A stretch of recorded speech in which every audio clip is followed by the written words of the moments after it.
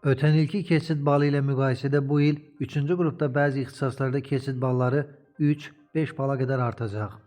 Doğru Xəbər Azərbaycan bildirir ki, bunu Dövlət İmtahan Mərkəzinin İdarə Heyətinin sədri Məleykə Abbaszadə hədəf verilişində deyib.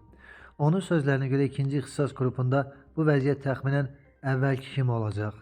Düşünürəm ki, 1 və 4-cü ixtisas qruplarında da ballar ötən ilki səviyyədə olacaq.